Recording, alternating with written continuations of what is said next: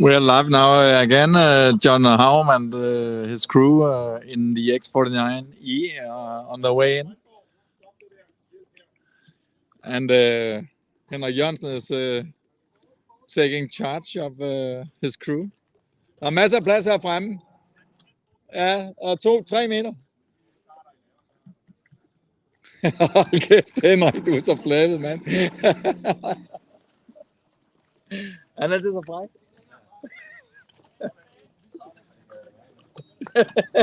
Det tror jeg på.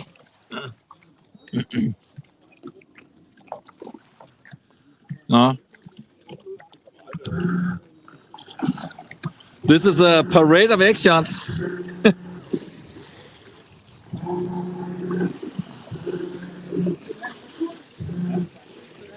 And of course, we will talk to John, the skipper of the boat, in a short while, as soon as the boat is moored here.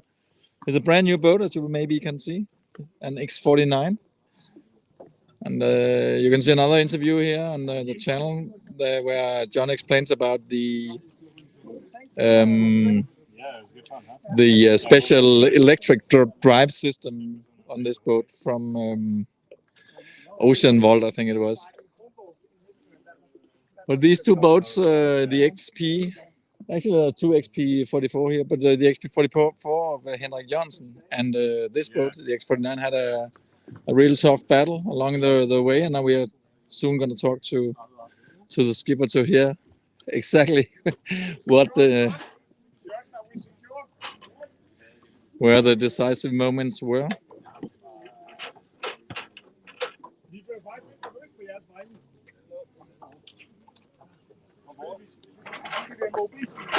Nå, ja. Vi lå 2 mil bag jer. Ja.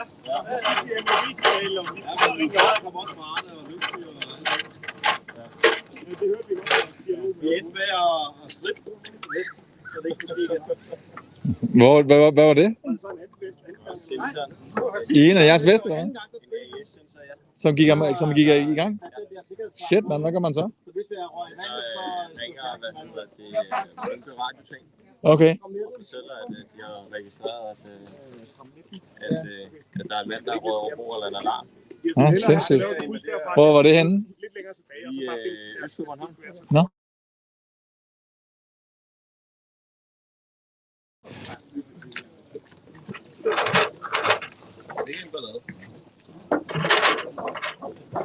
Okay, John, has it been a tough race? You look amazingly. We've had fresh. An amazing time. Yeah. I mean, it's been hard at times. Just gonna climb on board. You hold this one, and I can hear what you say. So you said I asked you if it was a tough race for you, and I mean, what was the answer? Obviously, you get tired, and you have your shift, and you have your shift sleep problems, and especially in the beginning before we get into the rhythm. But apart from that, I don't think tough is the right word. It's been really exciting. Yeah. We've really enjoyed it all the way through. Had an amazing time. I've got my two sons, Rasmus and Christopher, and Rasmus's girlfriend, my brother-in-law, and an old friend of mine, and we've sailed together in various ways over the years, but never raced before. And then we've got Jordan Bilial and Jordan Timmons from England, and Mads Christian Tordu as more experienced racing sailors, and we've never sailed before in racing, and so we spent, of course, some time getting used to sailing together, and gradually we eased into understanding the boat. The boat is new also to me, so I've only had it 2 weeks. So there's a lot of we've been on a steep curve, but I think we managed to get into the rhythm quite quickly and do really well. I think with that in mind, what you just told, I think you did really good. You made some really wise tactical decisions once in a while. So too. Yeah. Well, are there any special decisive moments for you? I mean, we had prepared ourselves quite well in terms of how we would, handle weather routing, and so we use various software for that and discussed it, and we had some plans on who was going to call tactics.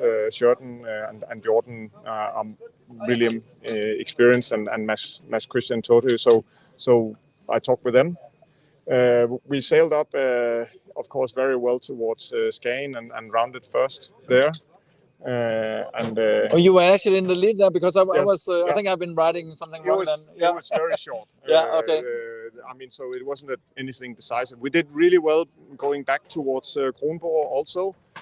Then we got stopped in a lull. So basically, the weather calmed down in front of us, and Xbox had quite a lead on them until Kronborg. But then we basically got blocked by no wind in front of us, and they caught up from behind. And then on the other side, and obviously they managed to pass Kronborg just in front of us. Yeah, we saw that on that fantastic footage. I mean, the boats are quite different. My boat is obviously both bigger and also more heavy. And it was very clear when we were doing the kind of match race there that he accelerated much faster out of the tacks than we are able to, just simply because of the boat momentum. But we also saw out on the race, I thought that every time the weather picked up, we had some periods with very good wind that Flux does really well. It's a strong boat that handles even quite a lot of sail and picks up speed very well in those conditions. And those were the times where we pulled away from Xbox, I feel. Also, again, depending a little bit on the angle. I think when close hold, maybe we are not clearly better than Xbox, but on any kind of reach or broad reach, it felt with our sails and their sails that we would be pulling away.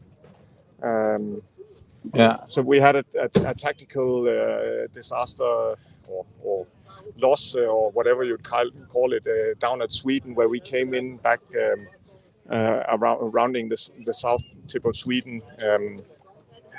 Not very far behind Xbox, a couple of miles, and then we got stuck in a period of no wind at all, and we were literally drifting.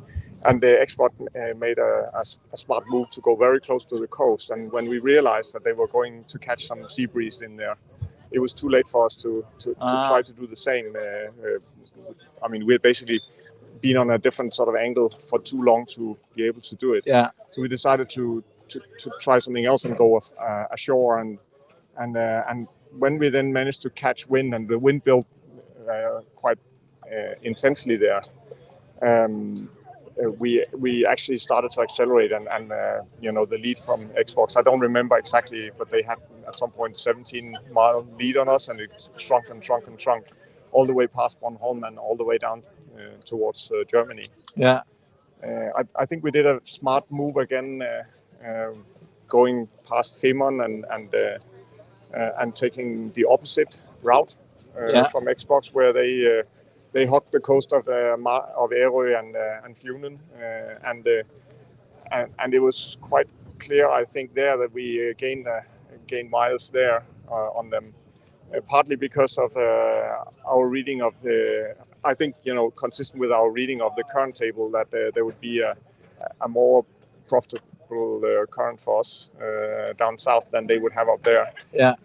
So we gained gradually, but not enough, and then up here it was in the end settled with this lead that they deservedly won the race.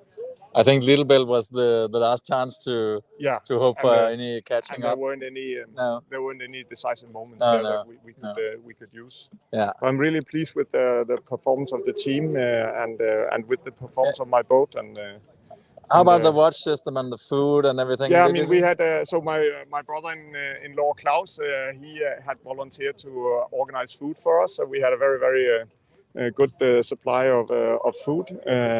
The watch system we tried to follow quite rigorously, and so we had a 3-hour shift rota, 3 people in 3 teams. Worked really well, I think. Okay. Always 3 on watch, 3 on support, and 3 sleeping. Yeah. Yeah.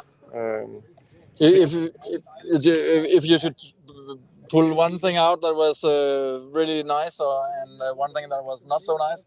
What would The that thing be? that was worst was when I caught my two sons playing Xbox down in under the watch down in the cabin.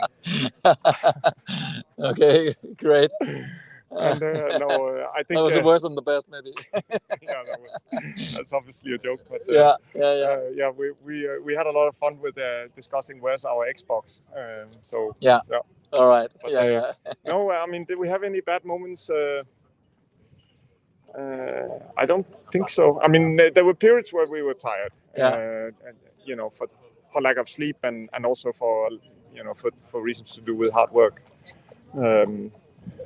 We have different ages, and but all in all, I thought it was a really good experience for all of us. I know everyone was happy. We had on the first 24 to 48 hours, we had one or two people with a little bit of seasickness also, but nothing major. Okay. We had the usual challenges with toilets when you're sailing so many people on a small boat with a lot of healing of the boat. We had lots of coffee, lots of time to talk, and lots of action. Must have been really nice for you to be Spinnaker and Kotero up and down all the time, and being driven by the 4 experienced sailors that we had on board. Now let's do this, now let's do that. Keeping the pace up. Kept up the pace, in a very good way. Okay, cool. Yeah.